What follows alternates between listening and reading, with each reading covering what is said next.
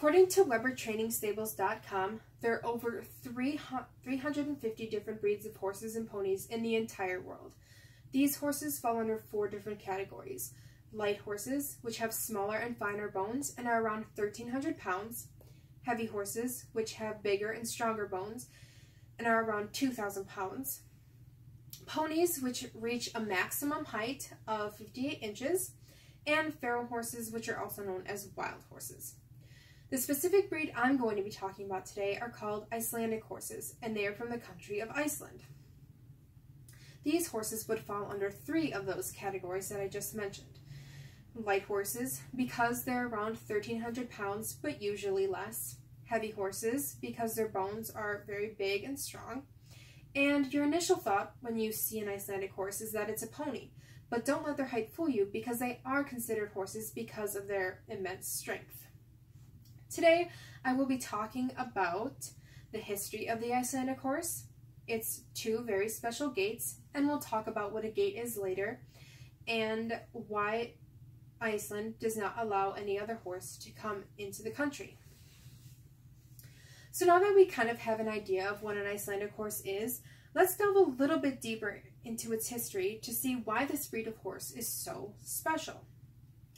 So the history of the horse, according to the International Museum of the Horse, states that its history can be traced back to the settlement of the country in the late 9th century, and Vikings were the first ones to bring this horse over. According to eldhestar.com, Vikings boats were so small that they could only fit 2 of these horses on per ship. So when they were trying to figure out which horses to bring over first, they selected the best and strongest to produce the best bloodlines. While the Vikings were traveling throughout Europe before they eventually landed in Iceland, they would go to Ireland and other northern parts of Europe and those countries. And while they were going through there, because they originated in Norway, they were breeding these horses to other horses in these other northern Europe countries to produce this Icelandic horse. And once they finally reached Iceland, they only bred to any other Icelandic horse and nothing else to keep this breed pure. The Icelandic horse also has 2 very special gaits. A gait in a horse is the way in which it moves its body. Every horse has 3 gaits: the walk, the trot, and the gallop. The Icelandic horse can have 1 or 2 extra gaits.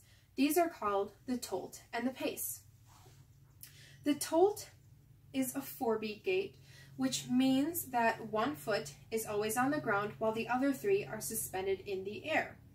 It is a natural gait to the horse, and it is only perfected usually when the horse goes through training.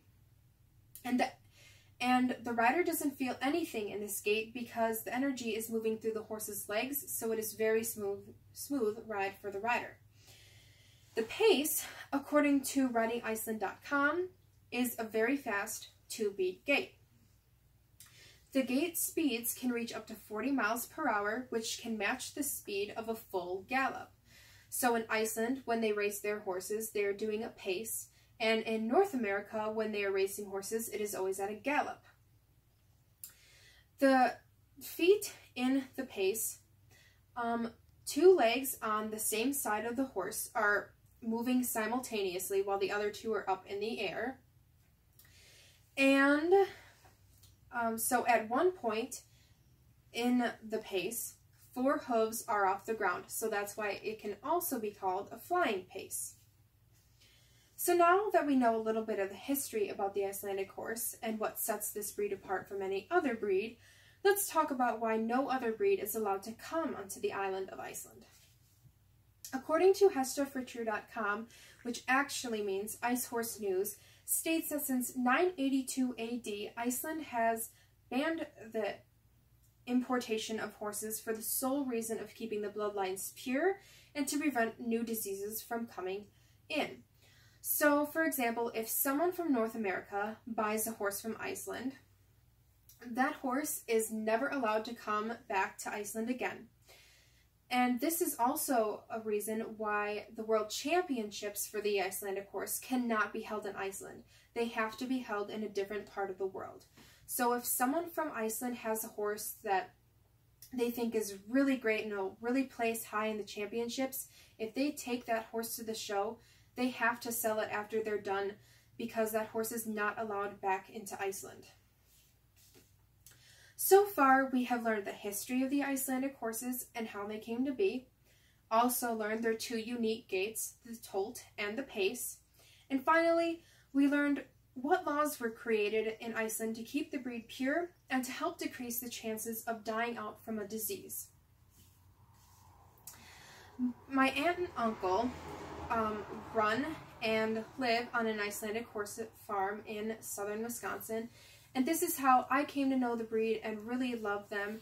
And this is also where I met a really good friend of mine who lives in Iceland and trains horses for a living.